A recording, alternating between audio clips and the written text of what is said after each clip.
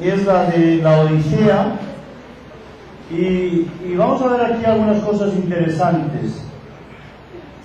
Yo le he subtitulado La iglesia que duerme, y eso es lo que no podemos hacer, no podemos estar dormidos, hermanos, porque entonces aquí viene el enemigo y nos da, como decimos nosotros aquí, de cachetadas, ¿no?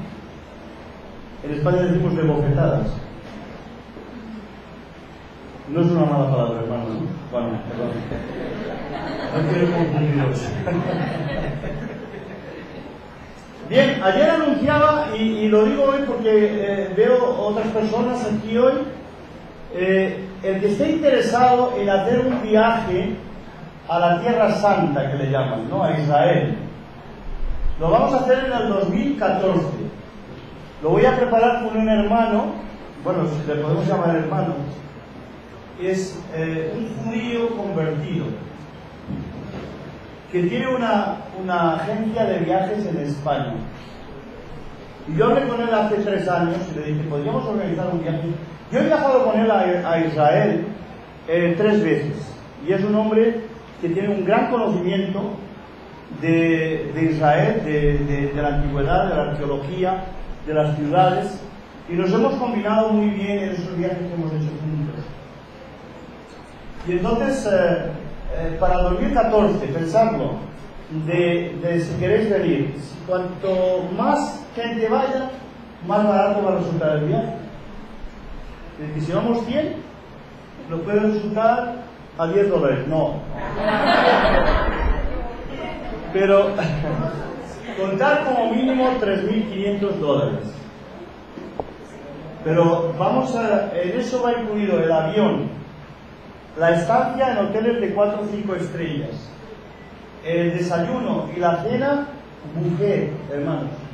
Y os digo que en Israel se come muy, muy bien. Entonces, ese es el plan. 8 días viajando por Israel. Desde Jope, hasta subiendo por el Mediterráneo hasta Cesarea Marítima, Nazaret, el mar de Galilea, bajando hacia Jerusalén. Estaremos allí un par de días. Iremos hacia el Mar Muerto, Qumran y Masada. Va a ser un viaje, yo os digo, inolvidable. Pero bueno, tendréis que comprar ya el cochinito mañana y empezar a poner ahí dolaritos todas las semanas. Y oye, si tenéis, de verdad, si tenéis ilusión, yo no me imaginaba que bueno, en el año, la primera vez que yo voy a Israel es en el año 85, creo que fue, 85. Y fui porque quería hacer un reportaje, entonces yo estaba de director en un instituto bíblico que teníamos en Madrid. Y entonces dije, no, yo voy a ir a Israel. Claro, la escuela me lo pagó. Quiero ir a Israel, hacer un reportaje y hacer luego un curso de arqueología. Entonces, y fue el viaje mejor que he hecho a Israel. 15 días por mi cuenta, alquilé un coche y fui donde quise y me paré el tiempo que quise aquí y allá.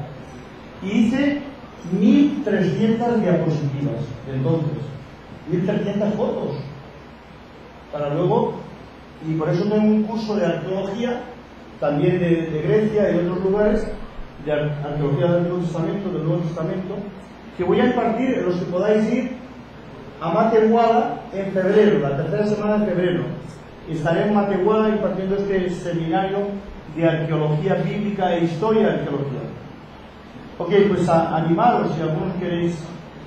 Pienso que en enero ya tendremos todo el plan más o menos de lo que va a ser el viaje.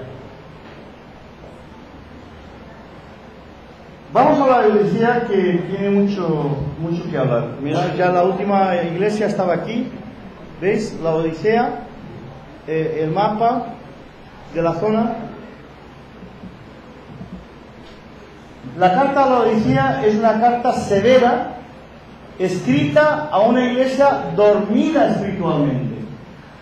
Es una comunidad con pocos fallos, pero también sin grandes virtudes. Viven en un estado de mediocridad galopante, y esta es una de las razones por las que se encuentra mal. Porque el Señor no quiere cristianos mediocres. Quiere que seamos sí o no, pero no sí y no. No medias tintas. ¿No le gusta eso, Señor? En esta carta descubrimos una confrontación con el Señor, lo que la Odisea pensaba en sí misma y lo que la verdad era realmente la iglesia. Los cristianos eran ricos económicamente, fijaros, aquí pasamos a lo contrario que el anterior. Estos son ricos, estos tienen dinero. Y a veces vemos que el bienestar económico puede enfriar la fe. Por eso el Señor se entendió que es muy difícil que un rico entre en el reino de los cielos. No quiere decir que los ricos no vayan a entrar, quiere decir que es muy difícil. La iglesia de la Odisea es la que está más lejos de un arrepentimiento sincero, porque cree que no lo necesita. Y así encontramos hoy mucha gente. Hay mucha gente que ha oído el Evangelio, pero dice: ¿yo de qué me tengo que arrepentir si yo soy una persona buena? Si yo no hago mal a nadie. Pero es que el Señor no te dice si haces mal a otra persona. Mejor que seas una persona buena. Pero es que cualquier persona es una persona pecadora y necesita del arrepentimiento, necesita volver a Dios, necesita saber de Dios, necesita tener a Dios en su vida. Y por lo tanto no es lo que yo pienso, sino lo que el Señor piensa. No recibe ningún elogio, fijaros, ningún elogio para la iglesia. Sin embargo, a pesar de su tibieza, Cristo se le acerca con amor y corrige lo deficiente, con seriedad y severidad. Muchas veces pensamos que porque una iglesia tiene una serie de problemas, ya no son mis hermanos. Cuidado. Aquí hay algunas iglesias que nosotros diríamos, pues están realmente partados. Están, como decís por aquí, chuecos o torcidos, ¿no? Y entonces no queremos tener comunión con ellos. No, hermanos, hay que estar en comunión con todos para poder ayudar a todos. Su historia. La ciudad de la Odisea, junto al río Lico, se halla al oriente de Éfeso y fue fundada por el rey de Siria, Antíoco II, en el año 250 a.C., dándole a la ciudad el nombre de su esposa, porque su esposa se llamaba la Odisea. Si tienes una niña, el día de mañana ponle la Odisea. La Odisea. En el año 133 a.C., la Odisea vino a ser parte del Imperio Romano. Todos estos lugares fueron primeramente conquistados por Alejandro Magno, que él conquistó todo el mundo a la edad de 33 años. Fijaros, empezó cuando tenía 20 años como general griego, recorrió todo el mundo, fue hasta la India, Babilonia, Egipto, y conquistó todo el mundo a la edad de 33 años, había conquistado todo el mundo conocido. Y qué interesante, porque si nosotros tenemos el Nuevo Testamento, de donde se han traducido a todos los idiomas, el original se escribió en griego. ¿Por qué? Porque cuando muere Alejandro Magno, les dice a sus 4 generales que se iban a dividir el reino, todo el mundo conocido, les dice: lo que yo quiero es que impongáis la cultura y la lengua griega. Y la lengua griega duró hasta el siglo III después de Cristo, hermanos. Por eso, cuando llega el tiempo de Dios, que los romanos han hecho carreteras, hay barcos que van de un país a otro, entonces es cuando viene el Mesías. Y todo el mundo habla un solo idioma, el griego. Y el Nuevo Testamento se escribe en griego. gracias a Alejandro Magno. Y el hombre, después de 1000 batallas, murió en Babilonia con 33 años de edad. ¿Y sabéis cómo murió? Por la picadura de un mosquito que le había picado en la India. Y llegó con fiebres a Babilonia y allí murió por esa picadura. ¿No hay aquí un mosquito que mata? El dengue, dicen que el dengue. Bueno, en la India hay unos mosquitos tremendos, ¿no? Un deportista americano hace como 6 meses murió en Dallas por la picadura de un mosquito. Y este hombre, pues claro, en aquel tiempo, imaginaos si está muerto ahora, en el siglo XXI, con todos los avances, en el siglo III antes de Cristo. Durante el periodo de dominación romana, la Odisea llegó a ser la ciudad más próspera de Frigia. Y la Odisea tenía cosas muy buenas, y ahora veremos. Aquí salieron cosas que estamos utilizando hasta hoy día en farmacología. ¿Lo vamos a ver?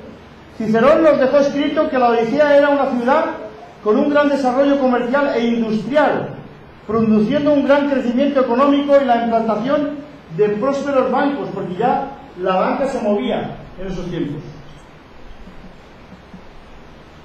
Prueba de su importante crecimiento económico es el hecho que después de la destrucción de toda la ciudad por el terremoto en el año 60, ésta se levantó de sus ruinas por sí misma, sin la ayuda financiera de Roma. El historiador romano Tácito, hablando de este hecho, escribe: la Odisea se levantó de las ruinas por la fuerza de su propia economía, sin ayuda de nuestra parte. Qué interesante, ¿no? Cuando leemos a la historia contemporánea, porque Tácito vivió en el primer siglo. Y él, fijaros, este escritor, que era pagano, romano, escribe acerca de Jesús.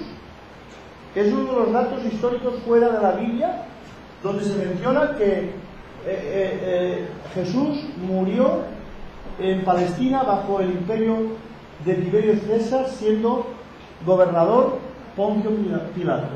Esto lo dice Tácito en su libro, cuando habla de la historia de Nerón. Qué interesante.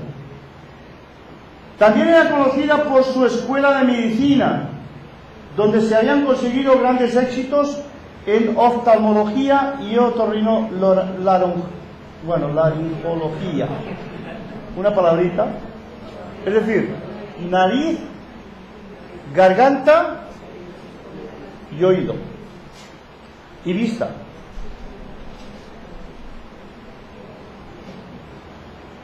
Muchos médicos famosos salieron de esta escuela.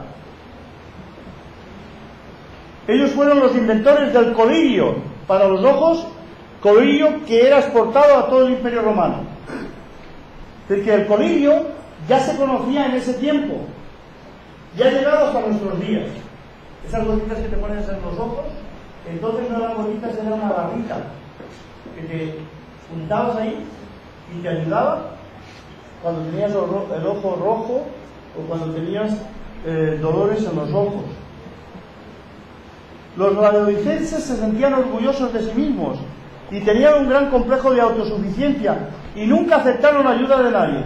Y de aquí nosotros somos ricos. La iglesia había sido fundada por Epafras de Colosas durante el ministerio de Pablo en Éfeso. Daros cuenta, muchas iglesias del Apocalipsis fueron fundadas por Pablo, pero esta no. Porque Pablo, este Epafras era un ayudante de Pablo. Había un grupo, un equipo de trabajo. Y Epafras fue enviado por Pablo y dice: bueno, vete allá. Bueno, en esa zona estaba la iglesia de Colosas, ¿verdad? Y no se escribe ninguna carta en el Apocalipsis. Durante el ministerio de Pablo en Éfeso, cuando el apóstol Pablo escribe a los colosenses, fijaros, saluda a los de Laodicea y les propone un intercambio de cartas. Ahora bien, la carta de Colosas ha de ser leída en la Odisea y viceversa. Por desgracia, la carta escrita por Pablo a la iglesia de Laodicea se ha perdido. Porque él dice que cada uno lea. Él escribió una carta a los laodicenses, pero no la tenemos. No nos hace falta, hermanos. Le estaba diciendo anoche al hermano Eber o a alguien más, tenemos ahí unas disertaciones todas las noches hasta la 1 de la madrugada. Ya os gustaría mirar de qué hablarán esta gente. No, pero estábamos hablando de que... Nada, me he perdido yo. Las cartas que se han perdido. Sí, no, pero quería decir algo. Sí, que la iglesia primitiva, fijaros bien, en el primero y segundo siglo, la mayoría de iglesias no tenían todo el Nuevo Testamento. Solamente tenían el Evangelio de Lucas, el libro de los Hechos y las cartas de Pablo. Hasta el siglo II. No se conocía, es decir, no se aceptaban la segunda carta de Pedro, la segunda carta y tercera de Juan, el Apocalipsis, no se aceptaban. Y las iglesias funcionaban. Porque no necesitamos tanto para tener la base de la sana doctrina. Porque ¿qué doctrina hay en el Apocalipsis? En cuanto a básico. ¿Dónde encontramos lo básico para ser cristiano? En el libro de los Hechos. Si tenemos el libro de los Hechos, el Evangelio de Lucas, porque ese documento, el Evangelio de Lucas, el libro de los Hechos, era solamente un documento. Un documento. Punto. No olvidéis que es un documento en dos partes, porque va escrito, fijaros bien, y eso que estamos utilizando no va escrito para la iglesia, hermanos. Qué interesante, ¿no? Porque va escrito a una persona que está recibiendo una formación, un ecuménico, sí, se le llama catecúmeno, que se le está enseñando y se le escribe a él el Evangelio y el libro de los Hechos, para que se informe de las cosas que han sido ciertísimas entre ellos. Y luego, las cartas de Pablo, lo que se llama el Corpus Paulinum, que lleva todo junto, las 12 cartas juntas. Y eso es lo que tenía la iglesia. Y no necesitaba nada más. Entonces, poco a poco, es muy difícil. Por ejemplo, cuando tenemos la carta de Juan y dice el anciano a la señora, bueno, nosotros ahora lo tenemos muy fácil porque ábrase ahí y está, ¿no? La carta de Juan. Pone Juan, ¿verdad? Pero el original no tenía eso.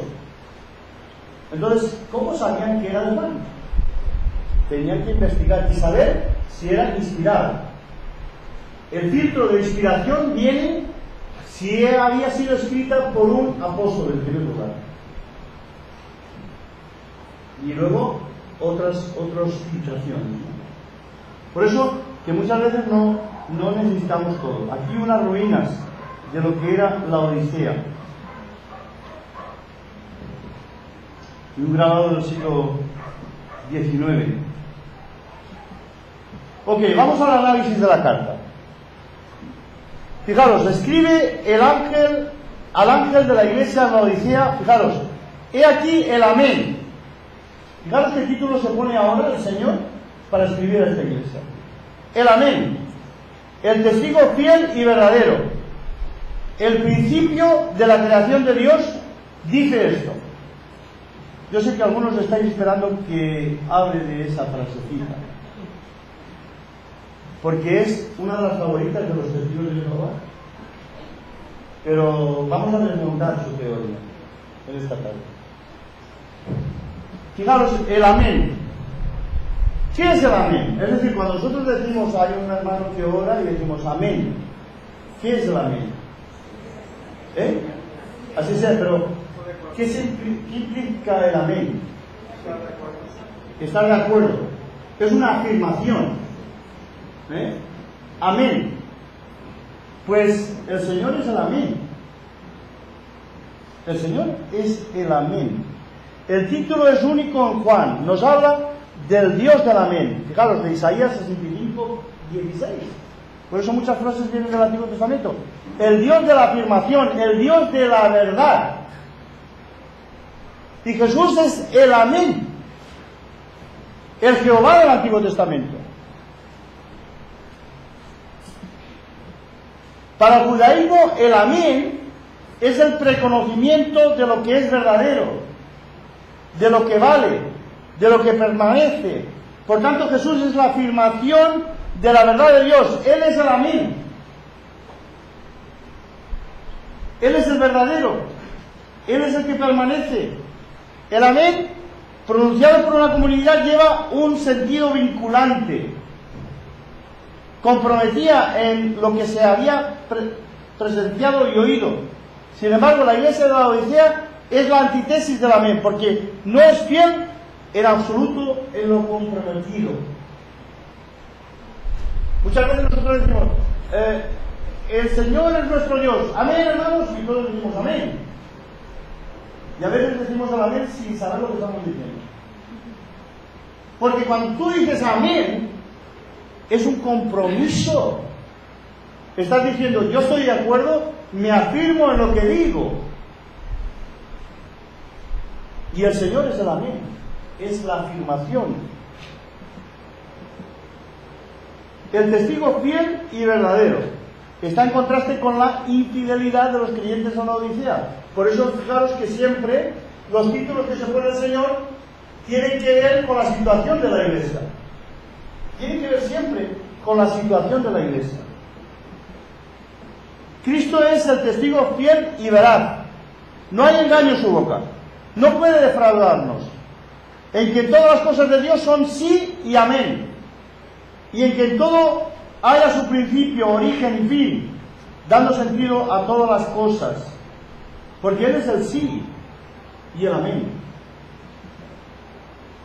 La iglesia de la Odisea había perdido esta perspectiva, olvidando no solo la razón que le dio vida, sino la razón de su mismo existir. El testimonio, la veracidad, la finalidad de su estar y obrar en el mundo, y la vocación suprema de incesante renovación que el Señor espera de su pueblo.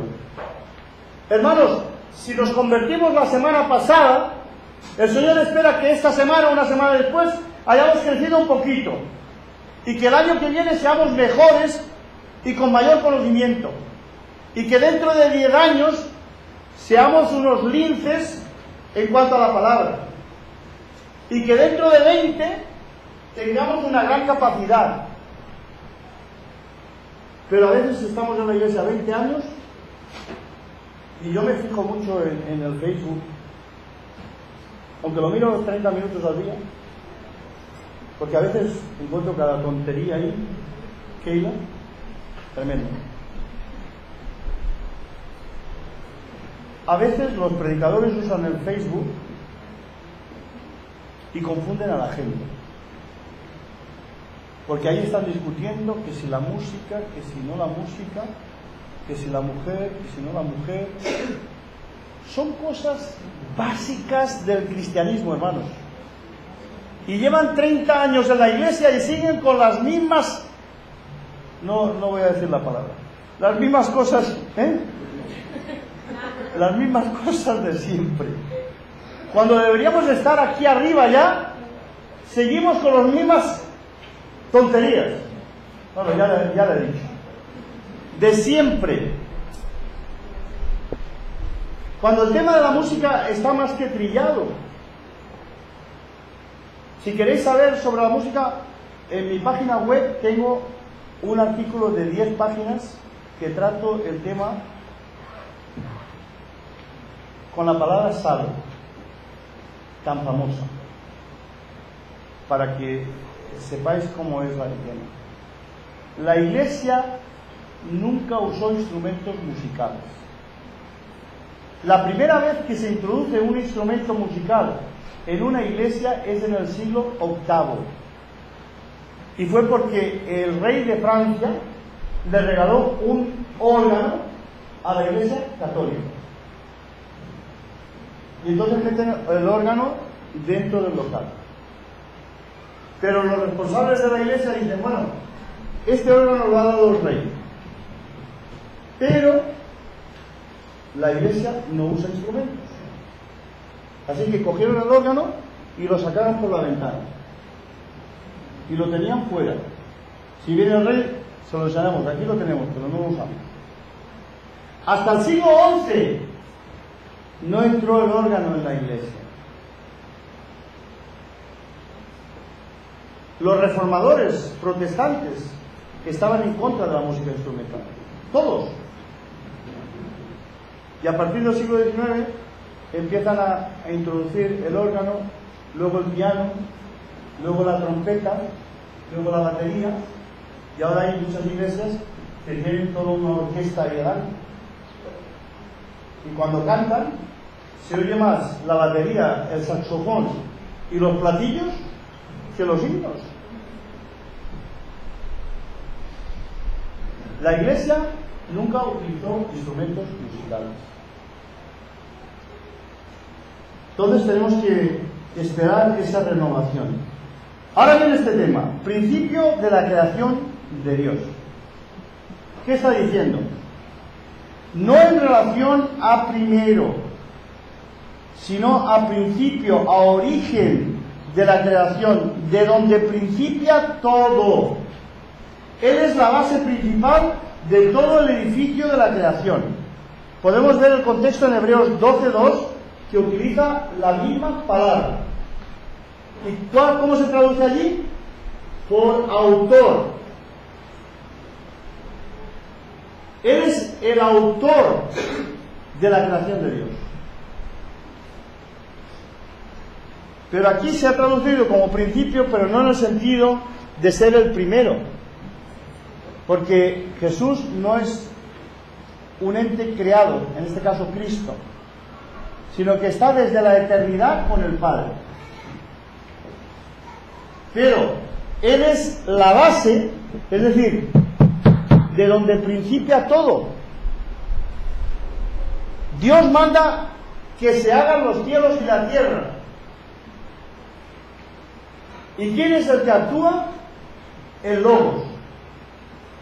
¿Y cómo lo sabemos? Nos dice, por Él fueron hechos los cielos y la tierra. Por el Señor. Entonces Él es la base de toda creación, de donde principia todo. Eso es lo que quiere decir el texto. Pero claro, los testigos quieren confundir. Nos habla del autor, del causante de todo. Por tanto, Jesús es el creador de todo lo que existe, lo que llamaríamos principio casual, es decir, la causa de todo lo que existe. Por eso aquí podríamos traducir, Él es la causa de la creación de Dios, o el autor de la creación de Dios. Yo conozco tus obras, fijaros bien, que ni eres frío ni caliente. Ojalá fueses frío o caliente. No eres frío ni caliente. Cristo no tolera la tibieza. El frío tiene más posibilidades que el tibio. El enemigo declarado Saulo puede convertirse en apóstol Pablo, pero no así el indiferente. Pablo era frío, enemigo del Señor. Pero tiene más posibilidad aquel que está en contra del Señor, cuando la palabra de Dios llega a su corazón, lo puede transformar y cambiarlo. Pero el tibio es mediocre. Hay más esperanza para el frío que para el indolente. Dios prefiere el rechazo o la aceptación genuina más que una actitud hipócrita. Ese es nuestro Dios. Quiere que realmente seamos sí o no. pero no decir sí y luego no hacer nada.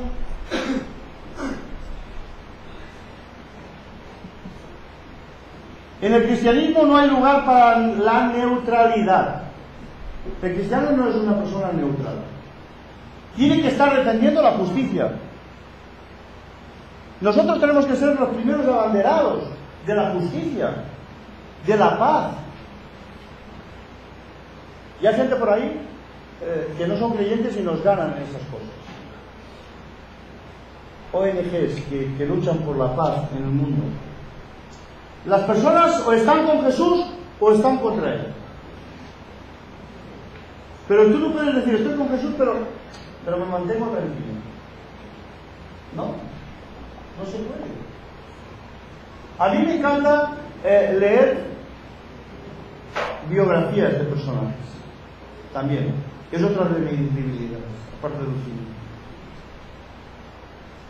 Y me encanta la historia de Alejandro Magno, que tengo 2 libros de él, de su vida. Pero también me encanta la historia de Gandhi. Que este hombre, fijaros, tenía un consejero evangélico. Mucha gente no lo sabe. Pero Gandhi se leía la Biblia. Y él dijo,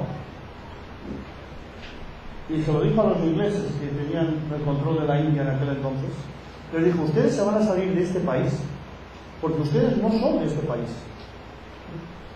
Y ustedes se van a ir de este país y se van a ir sin que yo levante la mano para que ustedes se vayan.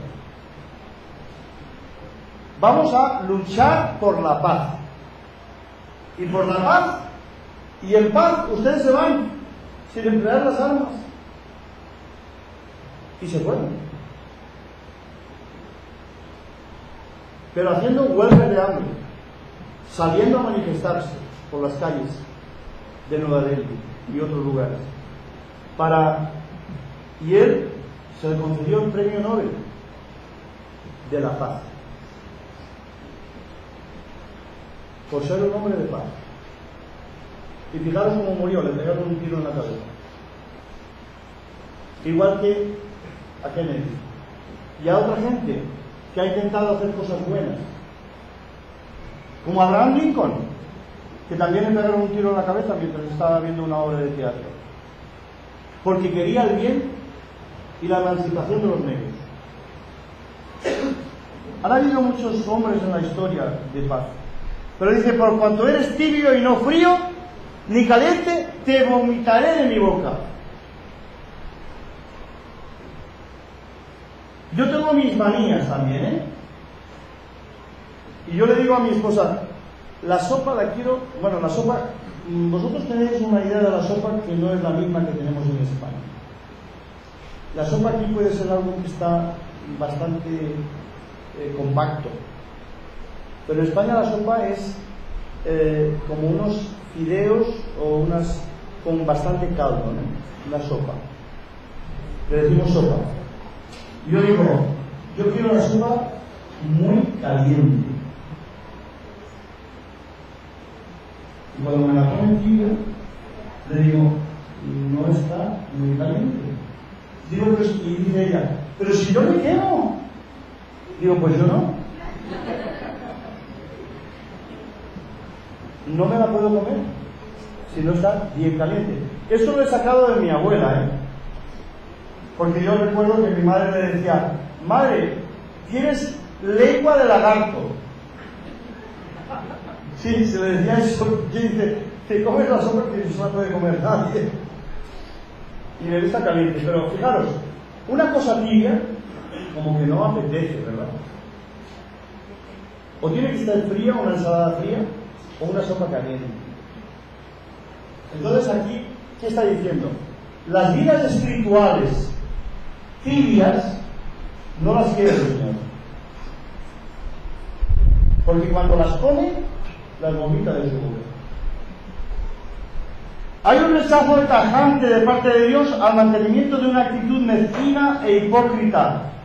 La mediocridad le produce al Señor repugnancia, asco, ganas de vomitar. Entonces el Señor no quiere creyentes mediocres.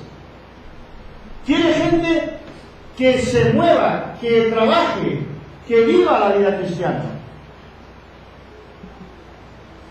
En este punto podríamos preguntar, ¿quiénes son los mediocres, los tibios? El que dice ser cristiano y se olvida del amor al hermano. El que dice tener fe pero no tiene obras. Porque las obras no los salvan. Pero al cristiano se le requiere hacer obras de justicia, ¿o no? Es lo que nos pide la palabra de Dios. Entonces dices, yo tengo mucha fe, y bueno, ¿usted qué hace para el Señor? Nada, voy el domingo, me siento y escucho. Luego me voy a mi casa y vuelvo el domingo siguiente. Bueno, está bien, puede ser que esa persona se salve, porque no está siendo fiel. Pero, ¿qué está ganando en su vida? Es decir, cuando el gozo, la alegría de la vida cristiana está en servir a los demás.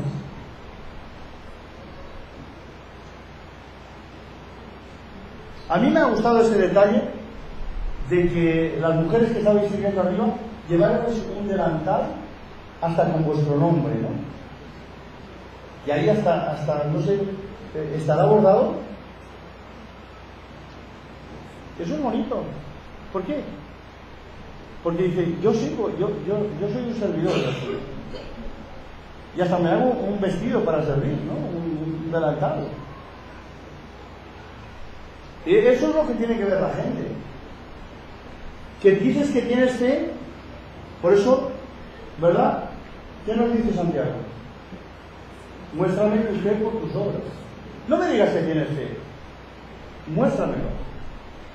Porque la gente ya está cansada, ¿no? Yo soy cristiano. Muy bien, yo también. ¿Y qué? Claro. Ahora, muéstrame tu fe por tus obras. ¿Qué es lo que estás haciendo para el Señor? ¿En qué estás tú? ¿Qué es lo que estás haciendo que realmente te satisface? Porque, hermanos, cuando servimos, los primeros que recibimos bendición somos nosotros. Qué alegría cuando cuando sirves a alguien y te sientes que estás haciendo algo bueno. El que hace acepción de personas. Hermanos, en la iglesia no puede haber acepción de personas. Somos iguales en el Señor. Tenemos distintas capacidades. Y Dios nos ha dado a todos 1, 2 o 3 dones. Vamos a poner esos dones a trabajar. Pero eso no quiere decir que el que predica aquí es más que el que está sentado. Todos somos importantes en el cuerpo, en el reino. El que no es sensible a las necesidades de los demás. La iglesia del Señor, en el primer siglo, se distinguía por ser una iglesia social. Y el Señor lo dijo, los pobres siempre estarán con vosotros. La iglesia de Cristo hoy tiene que hacer más obra social. No solamente decir que cree y que hace, hay que hacerlo. Hay que hacerlo. Cuando yo voy a Cuba a dar un seminario, lo primero que me acuerdo es que en Cuba no hay medicinas. Y sobre todo para los niños. Aspirinas infantiles. Voy a un amigo que tengo que es farmacéutico allá en Nashville, no Nashville, Tennessee, sino Nashville, Arkansas, porque hay muchos Nashville en Estados Unidos. Hay un Washington que lo tengo a 10 minutos de mi casa, pero no es Washington Distrito Federal. Y es farmacéutico, le digo, hermano, el próximo mes voy a ir a Cuba. Mira, aquí tengo una lista de medicamentos que no encuentran nadie. Y él me prepara una maleta y me la llevo a Cuba. Tenemos que ver cuáles son las necesidades, primero de nuestros hermanos y luego de la gente, y ayudar a la gente. Crear un programa social. Yo no sé lo que hacéis aquí vosotros, pero en la iglesia de Madrid, que estuve predicando muchos años, nosotros establecimos, cuando yo estaba de predicador, dijimos, bueno, vamos a hacer una obra social. Y un día a la semana, el jueves, repartimos comida y ropa a la gente. Y ese programa que empecé yo hace muchos años, todavía continúa. Todos los jueves, de 11 de la mañana o de 10 de la mañana hasta la 1 de la tarde, estamos repartiendo comida y ropa a las familias que lo necesitan. Y eso, la gente ve que la Iglesia no solamente dice que cree, sino que actúa. ¿Por qué llevamos nosotros los medicamentos? En Cuba, mucha gente, por no decir todos, son profesionales. Le estaba diciendo yo aquí a una hermana que ahora tengo 12 estudiantes que están estudiando la maestría, y uno es médico de familia, el otro es cirujano, el otro es tal, es decir, son gente preparadísima. Bien, pues llevamos esa maleta. Un día a la semana la Iglesia dice: tenemos visita médica gratuita, y al que venga le vamos a dar un botecito de aspirinas infantiles. Pues la gente va y se le da eso, y se le da un testimonio cristiano,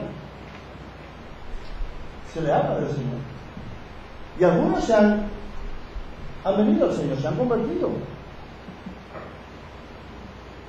Y podríamos seguir la lista, ¿no? El mediocre no cae en la cuenta de la verdadera situación en la que vive. Puede que se encuentre satisfecho de sí mismo, de su vida cristiana. Incluso piensa que todo va a ir bien por el hecho de que los domingos asiste a los cultos. No pasa nada. No ha calculado las consecuencias de su modo de vida. Su mediocridad le produce ceguera. Por eso va a hablar del colirio. Necesita ver su realidad para cambiar. Le llamamos vulgarmente, ¿no?, el calentar el banco. Hay gente que viene a calentar el banco. Pero tenemos que ser diferentes, hermanos. Porque tú dices, fijaros bien lo que decían ellos: yo soy rico. Los creyentes, y me he enriquecido, y de ninguna cosa tengo necesidad. Eso es lo que están pensando los creyentes. Y el Señor les dice: ¿y no sabes que tú eres un desventurado, miserable, pobre, ciego, desnudo? Tremendo, ¿no? Fijaros, yo soy rico. La posición económica que disfrutaban los miembros de la Iglesia les había convertido en unos pobres espirituales. Es interesante contrastar los puntos negativos expuestos con la situación de la sociedad y la Iglesia en la Odisea. Ellos decían, y el Señor dice: soy rico. Y el Señor les dice: no, tú eres un pobre. Estoy seguro, eres un desventurado. Orgulloso, miserable. Escuelas de medicina, estás ciego. Factoría de pieles, que había en la ciudad, pero estás desnudo. Aplica la situación histórica con la situación espiritual de la Iglesia. Y eso es lo que está pasando. Por tanto, fijaros, yo te aconsejo que de mí compres oro refinado en fuego, para que seas rico, y vestiduras blancas para vestirte, y que no se descubra la vergüenza de tu desnudez, y unge tus ojos con colirio para que veas. Ahora vamos a analizar estas cosas. Oro refinado en fuego. ¿Qué es el oro refinado en fuego? A ver, que os va la cabeza. ¿Por dónde os vais? Oro refinado en fuego, ¿qué es? La riqueza nos llevará con la confirmación de la fe. La fe es más preciosa que el oro refinado. El amor es oro probado por el fuego. Fe, amor. Eso es lo que necesitamos. El oro que necesitamos en nuestra vida es el amor y es la fe. Por eso, compra vestiduras blancas. ¿Qué representa? La desnudez para el judío era un símbolo de humillación. Fijaros en 2 Samuel y Isaías. Estar vestido implica dignidad y honor. Fijaros en Daniel, que habla de eso. Solo con la limpieza de nuestras vidas podemos dar honor a Cristo. El blanco simboliza pureza y victoria. Que por lo tanto dice, cambia tu forma de ser. Ponte el vestido blanco. Ten dignidad y no seas mediocre.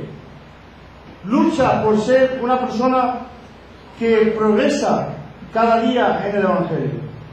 Unge tus ojos con colirio. La luz verdadera solo puede venir del Espíritu del Señor. Por lo tanto, lo que nos sugiere es que el Espíritu de Dios nos abra los ojos. Es el colirio. Nos abra los ojos para que veamos dónde estamos y podamos cambiar. Los términos en los que se hace la recomendación se comprende mejor cuando se piensa que en la Odisea abundaban los bancos, que allí se fabricaban tejidos de color negro y se exportaba una crema para aplicar a los ojos elaborada en forma de balitas blandas. La iglesia de la Odisea aún tiene remedio y posibilidad de solución. El remedio está en el arrepentimiento, en caer en la cuenta del estado en el que se encuentran y en el deseo y compromiso de volver a Cristo. Es como decíamos ayer, el hijo pródigo. Es un concepto psicológico el que emplea ahí. De tomar conciencia de sí. El hijo pródigo se ha ido abandonado al padre. Y allá ha ido derrochando lo que el padre le dio por herencia. Y se ve en la situación de estar comiendo las algarrobas. ¿Sabéis lo que son las algarrobas? Bueno, a lo mejor no, porque por aquí, o sí, pero por aquí no he visto muchos árboles de eso. Son unas vainas que da un árbol, el algarrobo, que se le echa, que son dulces, y yo he comido, son dulces, están buenas, se puede comer, el hombre no las puede comer, pero eran comidas de los cochinos, de los marranos, de los puercos o de los cerdos. Fijaros, este animal tiene 7 u 8 nombres. Y el cerdo, ¿entendéis? Era el animal más sucio para la mente del judío. Entonces era un animal sucio, ese no había ni que tocarlo. Y sin embargo el hombre está allí intentando comerse la comida de los cerdos. Pero nos dice la palabra que toma conciencia de sí. Es decir, se para y piensa, recapacita. Eso es analizar la situación de uno para cambiar. Y dice, bueno, vuelvo a ir, quiero ir a la casa de mi padre. Y volver a Cristo. Yo reprendo y castigo a todos los que amo. Sé pues celoso y arrepiéntete. Esa es la palabra que aparece en casi todas las iglesias. Los creyentes de la Odisea deben comprender que las palabras de Jesús no son de castigo en juicio, sino de amor. Cristo los ama y por eso los corrige y exige de ellos el arrepentimiento. Un cambio de forma de pensar. La disciplina es muchas veces necesaria para cambiar nuestra forma de ser. ¿Sí o no?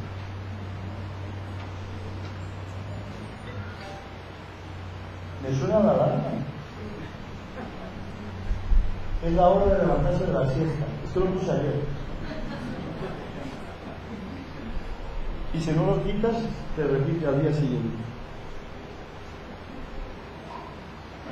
A veces, hermanos, ¿qué hacemos los padres cuando vemos que nuestro hijo está indisciplinado? a veces necesitan un castigo. No es necesario que le pegues, ¿eh?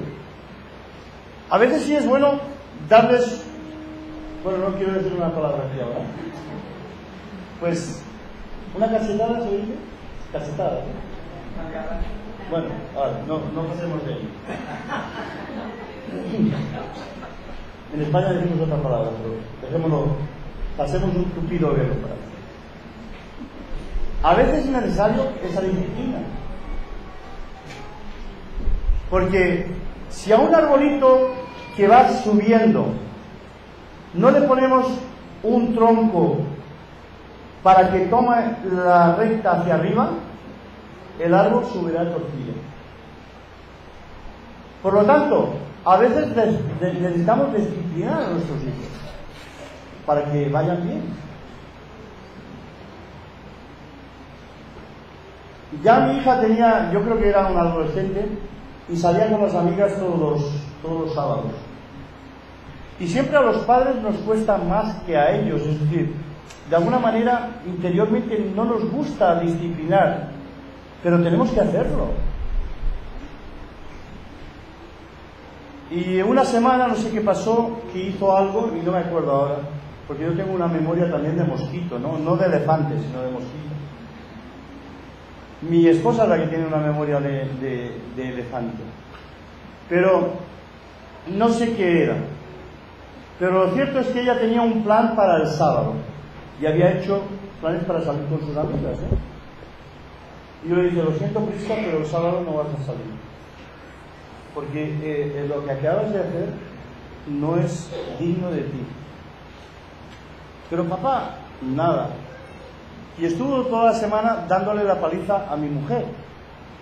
Porque claro, la chica va a su mamá a ver si ella es un poquito más blanda. Pero lo cierto es que mi esposa y yo, desde antes de que nacieran los niños, ya teníamos un plan. Y yo lo habíamos dicho. Y esto es muy importante para los padres. Tenéis que estar de acuerdo los dos antes de cómo vais a disciplinar a vuestros hijos. Y si uno ha dicho no, el otro no puede decir sí. Entonces, ella le decía, bueno, ¿qué te ha dicho tu padre? Claro. Que no. Pues es que no. Y estuvo todo el sábado, que me supo muy mal, ¿eh? Yo todavía lo siento. Me supo muy mal, pero todo el sábado llorando, sin salir de casa. Solamente era no salir de casa, yo no le dije nada más. Lo que le gustaba. Nada más. Ahora, aprendió una gran lección. Porque a partir de entonces, la cosa ya cambió totalmente. Y así tiene que ser. A veces el Señor nos tiene que disciplinar. Él lo quiere, pero debe hacerlo para que nosotros volvamos al camino. ¿Sí o no? Tiene que hacerlo el Señor, porque el Señor al que ama, nos dice la palabra, disciplina, y nos tiene que disciplinar para volver al camino. Por tanto, les deja una puerta abierta al arrepentimiento, que cambien de forma de pensar en relación al pecado de sus vidas y tengan celo por las cosas de Dios. He aquí, yo estoy a la puerta y llamo. Y si alguno oye mi voz y abre la puerta, entraré a él y cenaré con él y él conmigo. Cenaré con él y él conmigo. Fijaros, este versículo lo usamos mucho para evangelizar, Juan Ramón. Pero no, es para los creyentes. ¿O no? Es un versículo para gente que está en la iglesia, pero ha perdido, se ha hecho mediocre y ha perdido la sensibilidad por el Señor. Y el Señor le dice, mira, yo estoy a la puerta, es decir, yo estoy a la puerta de tu corazón, te estoy llamando, si tú quieres cenar conmigo, hoy mismo lo podemos hacer. Cambia tu forma de pensar. Cenaré con él y él conmigo. Aunque la carta va dirigida a la iglesia, la responsabilidad es individual. ¿Os dais cuenta? Yo estoy a la puerta y llamo. El que quiera abrir su corazón, estoy ahí. Es decir, que a pesar de que está hablando a la iglesia, el cambio siempre es individual. No esperes que cambie todo el grupo. Cambia tú.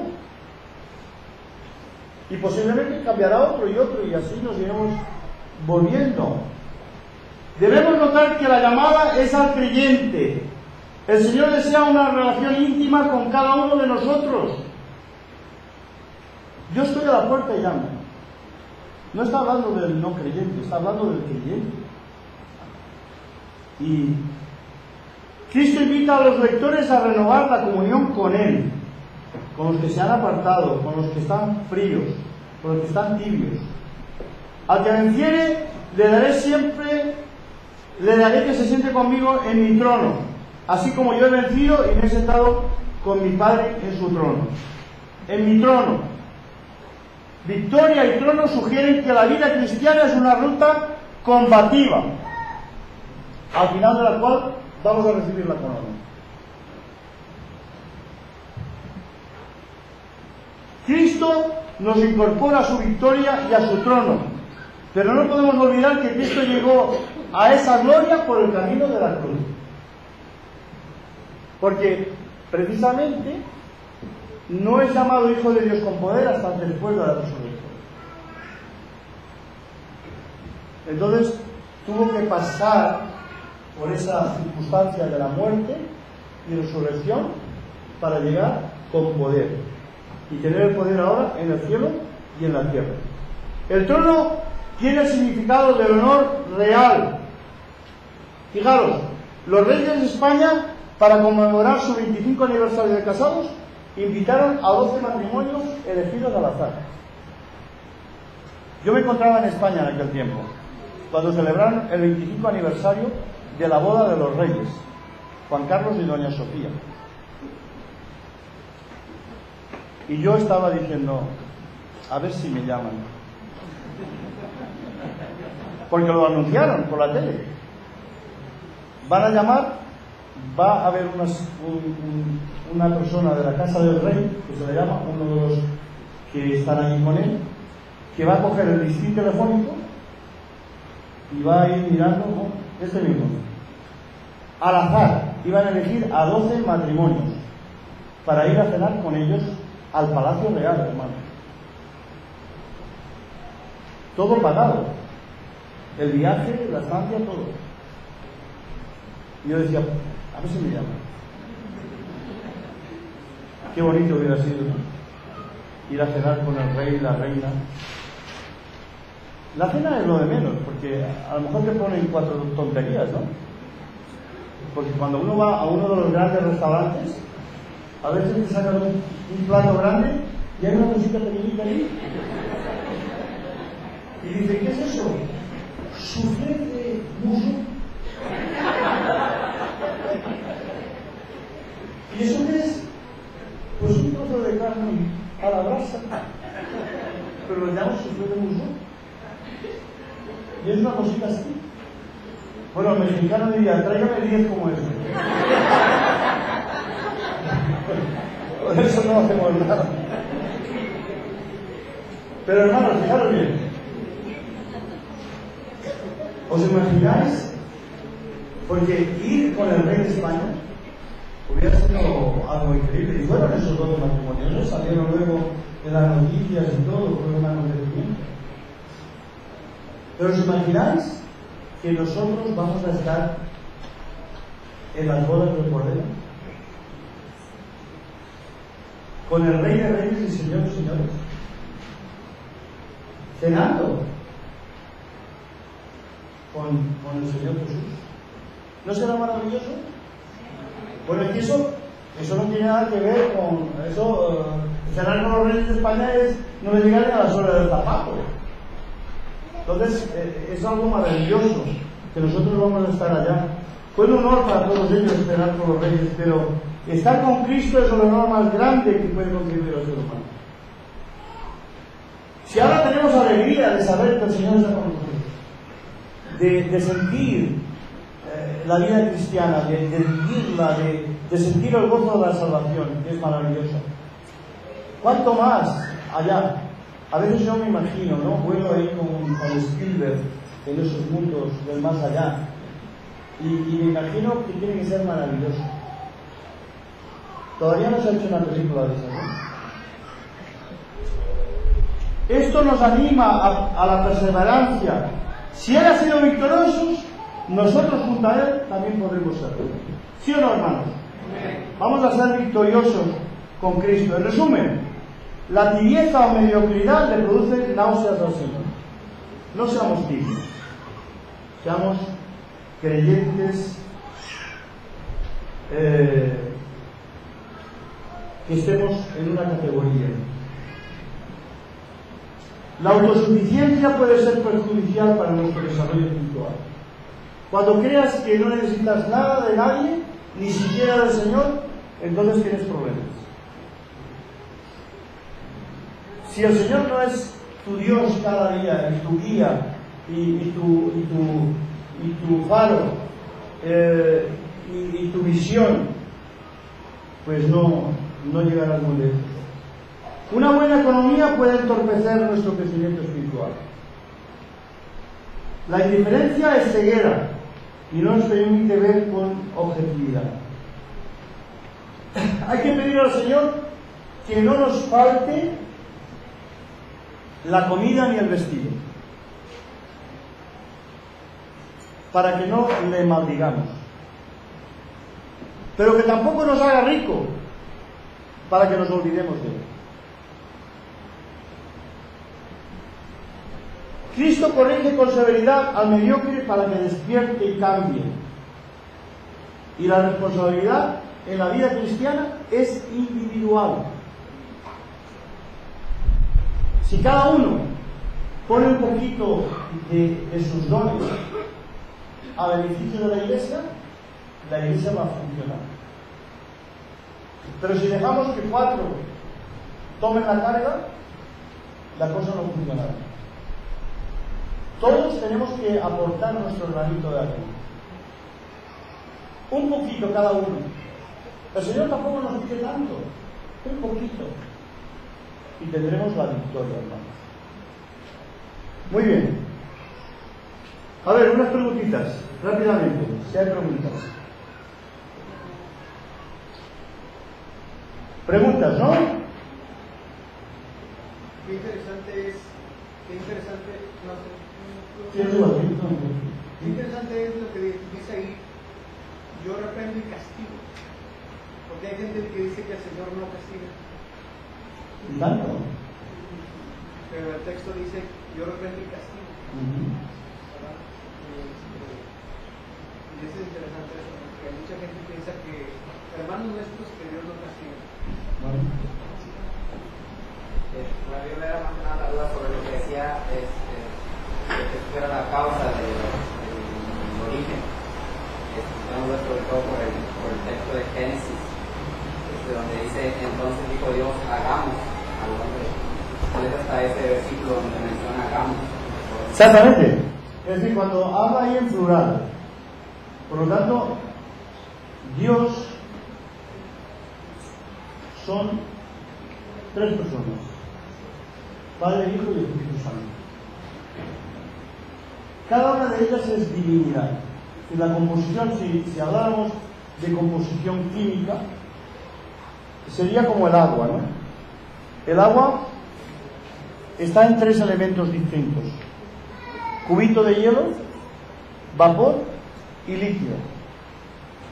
Pero los 3 tienen la misma composición química.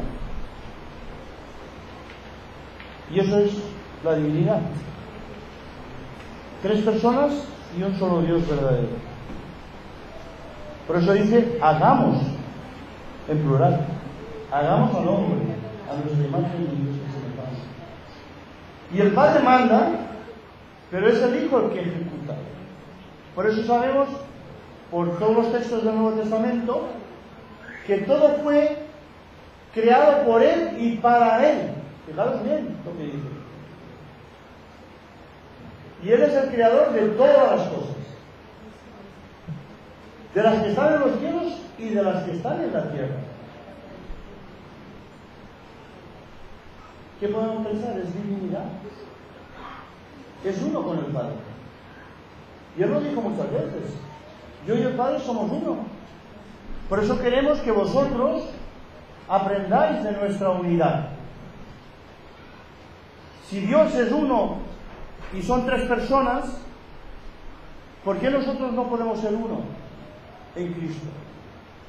La unidad es muy importante en la iglesia. Somos uno. Qué bonito es esta tarde que estáis aquí de distintas congregaciones. Pero hermanos, somos uno en Cristo. Somos un cuerpo. Lo que ocurre es que por las circunstancias estamos en distintas localidades, ¿no? Pero hermanos, les diré que la iglesia está en todo el mundo conocida. Tenemos iglesias en Europa, y casi todos los países europeos, hasta en Rusia tenemos iglesias. Tenemos iglesias en Asia, en China, en la India. Tenemos iglesias en Australia, en Canadá, en Estados Unidos y desde México para abajo. Tenemos iglesias en Brasil.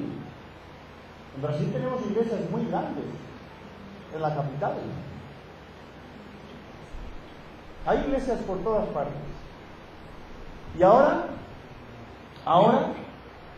pues también tenemos iglesias en Israel. A ver si los que vamos a Israel visitamos la Iglesia de Cristo en Jerusalén. Acaban de estrenar un local muy bonito hace 6 meses y yo estuve con ellos cuando tenían el antiguo local y pude estar con ellos tomando la Santa Cena. Y allí son todos judíos, hermanos. Los judíos se están convirtiendo al Señor. Y como dice el libro de Romanos, hay un remanente que se va a convertir. Pero siempre la conversión pasa por creer en el Mesías. El Señor no va a salvar a ninguno si no es por medio de su Hijo Jesucristo. Pero ahora están. Tenemos iglesia también en Nazaret, hermanos. Yo conocí al predicador, tengo una foto con el predicador de la iglesia en Nazaret. Qué interesante, ¿no? Tenemos iglesias en todo el mundo. Tenemos iglesias en Grecia, como os decía, en Atenas tenemos 3 congregaciones. Y en Tesalónica tenemos una.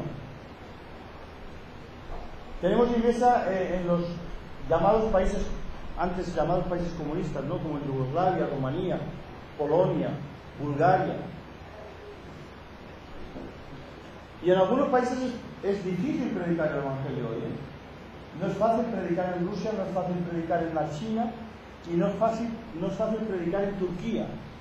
Pero tenemos allí hermanos que están trabajando.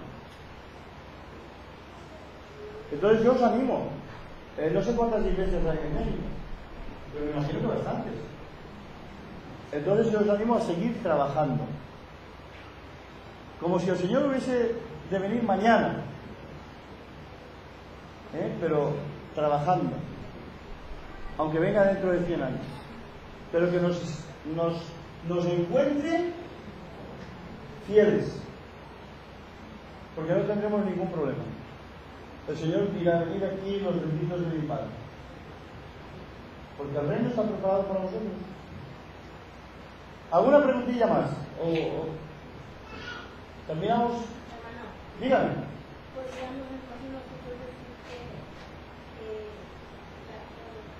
¿Cómo podríamos tomar la reflexión de la palabra de la reflexión de Cristo? Podríamos decir, o sea, ¿cómo lo entenderíamos la reflexión?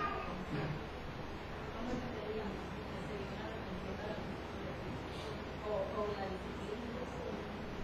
Bueno, el Señor, la hermana está diciendo cómo teníamos la reflexión o la disciplina.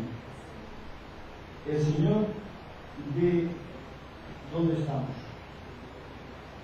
Y si nos vamos desviando, muchas veces nos van a pasar cosas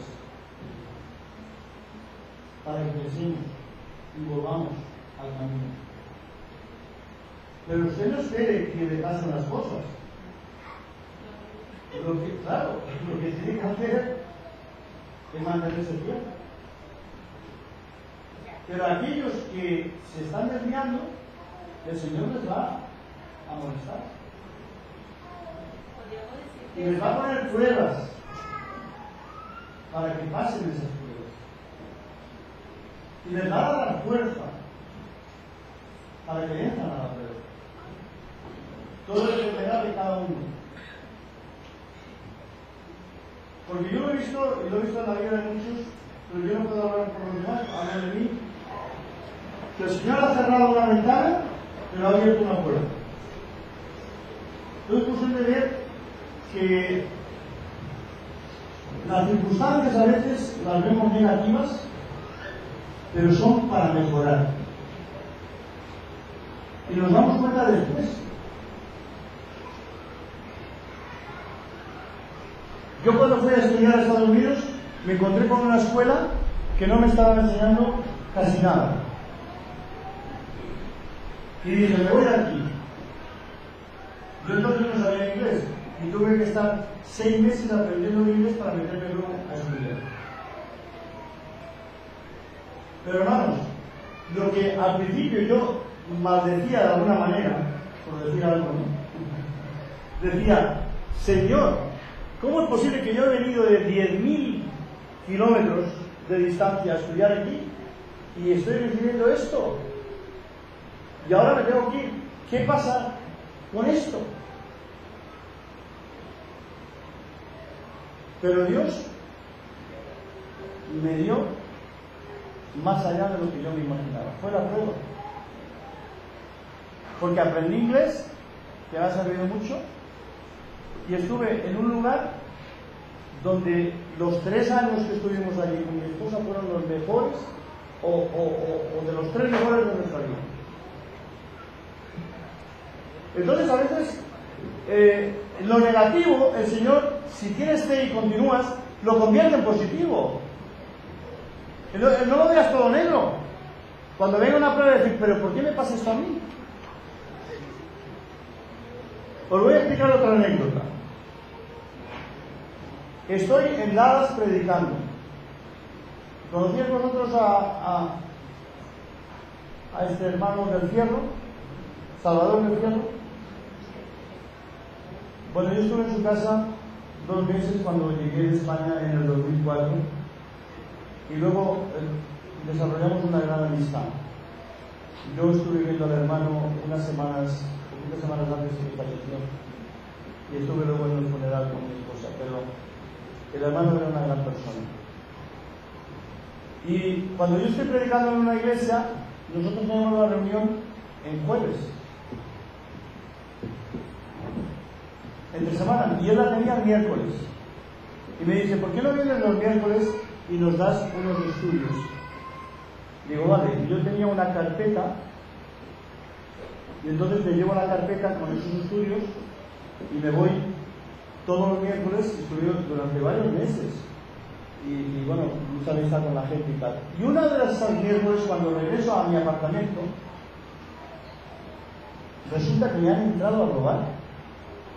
Se han llevado mi computadora con todo el material que yo tenía allí, mi cámara fotográfica. Imagínate no era esa. La cámara fotográfica, todos los aparatos que tenía electrónicos. Y sabéis, me subió un subidón y dije, Señor, ¿por qué me haces esto? Cuando yo he estado predicando tu palabra, y ahora resulta que has permitido que me robaran. Fue en ese momento esa dignidad humana, ¿no?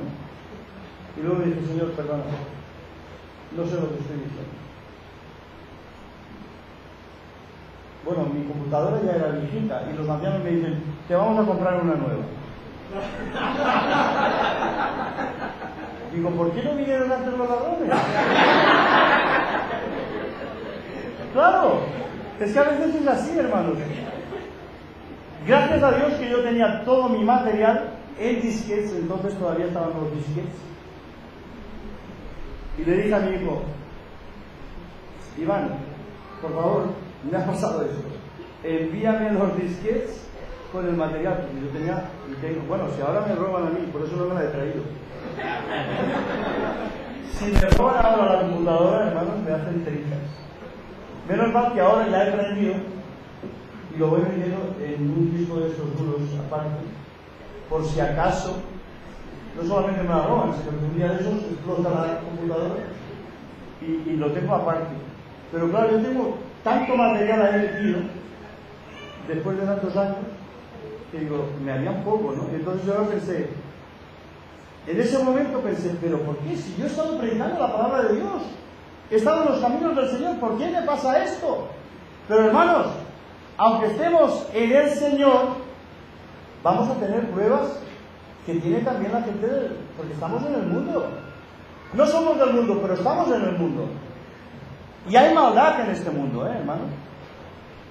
Hay maldad en este mundo. Entonces, a veces a nosotros nos pasa igual. La enfermedad también viene a nosotros, ¿o no? Las circunstancias difíciles vienen a nosotros. Lo importante es mantenerse fieles a pesar de las pruebas. Porque cuando pasamos la prueba, hermanos, hemos crecido. De verdad. Hemos crecido. Bueno, muchas gracias por vuestra atención. Ha sido una semana que he pasado mucha calor. Menos mal que el hermano tiene aire acondicionado y he podido dormir. Pero he pasado mucha calor, pero he pasado también calor espiritual. Agradezco vuestra presencia, vuestro cariño, vuestro amor y de verdad que os amo en Cristo. Y espero, si Dios lo permite y si alguien pues me invita al año que viene, volver por aquí y seguir juntos creciendo en la obra del Señor. Lo que os pido sí es que oréis por mi salud, porque es lo que le pido a Dios todos los días, que me dé salud para hacer el plan que tengo. Tengo que terminar los comentarios del Nuevo Testamento y luego tengo seminarios ya para el año que viene. El mes que viene voy a Chicago a dar un seminario con el hermano Ricardo Valera, toda la semana de Thanksgiving, de la semana de Acción de Gracias. Y para el año que viene tengo seminarios desde enero hasta septiembre, uno cada mes. En enero voy a estar en Washington, en febrero en Matehuala, para aquellos que quieran ir a Matehuala y San Luis Potosí. Estaré la tercera semana de febrero dando un seminario de historia y arqueología bíblica, donde voy a mostrar 600 diapositivas de los lugares que menciona la Biblia en el Antiguo Testamento, en el Nuevo Testamento, el desarrollo de la Iglesia, y Qumran y Masada. Bueno, en abril voy de nuevo a Cuba. En mayo estoy en el Cusco, Perú. Mari quiere venir conmigo para llevarme la maleta. En junio voy a estar en Medellín, Colombia. Y en julio lo tengo libre. Un hermano dice que a lo mejor me invita aquí. Pues veremos si me invita, vendré. En agosto voy a ir a Houston, que tenemos las conferencias nacionales de las iglesias de Cristo en Estados Unidos. Y en septiembre estoy en Los Ángeles, la primera semana de septiembre. Y la tercera semana de septiembre estaré con el hermano Julio Beza, que hace un conferencia para el año que viene. Entonces, orar por mí, que el Señor me utilice y me ayude y que podamos servir a la comunidad. Lo importante es servir a la comunidad. Tú tienes un don, ponlo al servicio de la comunidad. Tienes dos, al servicio de la comunidad. Y verás la alegría, el gozo, todo lo que Dios bendice tu vida. Porque cuanto más damos, más recibimos. Cuando yo voy a Cuba, yo siempre le digo a mi mujer, vengo con una inyección de moral que ya tengo fuerza para todo el resto del año. Porque yo voy a dar, pero es que yo recibo más. De ver la fidelidad de los hermanos. Y en Cuba tenemos 120 congregaciones. algunas con más de 600 miembros. En Matanzas tenemos una iglesia de 600 miembros. Entonces, yo voy allí y veo el deseo que tienen de aprender, de estudiar. Durante la semana que doy el seminario, de martes a viernes desde las 9 de la mañana, porque aquí el seminario es suave, hermano. En Cuba es desde las 9 de la mañana hasta las 6 de la tarde, con 1 hora para comer a mediodía. Y vamos. Pero gente con un entusiasmo, y el miércoles voy a predicar a una iglesia. Bueno, me invitaron a dar un estudio bíblico. ¿Os podéis creer que estaban todos ahí en la iglesia a reventar? ¿Llena? Porque tienen deseos de aprender, de saber, de crecer. Los predicadores que vienen, que son predicadores ya, pero vienen ahora para estudiar el máster, la licenciatura. 53 estudiantes tenemos. Vienen de 800 kilómetros en autobuses que van a 40 por hora, porque las carreteras de Cuba están parecidas a las que tengo por aquí. Y tienen que ir despacito. Tú aquí no vayas a 80 porque te salen las ruedas. Son un día y medio de viaje, hermanos, para llegar a la escuela, dormir en literas sin aire acondicionado y estar estudiando todas esas horas y trabajando, porque yo es como, venga a trabajar, mañana traerme 10 páginas escritas de estas, y allí están estudiando hasta la madrugada, y al día siguiente vienen con una ilusión, unas ganas de aprender, que claro, eso es una inyección de moral para el profesor. Yo doy, pero yo recibo más. Entonces, orad por mí y os lo agradeceré. Gracias por vuestra atención, gracias a los hermanos que han organizado estas charlas y también a la iglesia de aquí de los de Europa. Muchísimas gracias y si Dios lo permite, nos veremos pronto.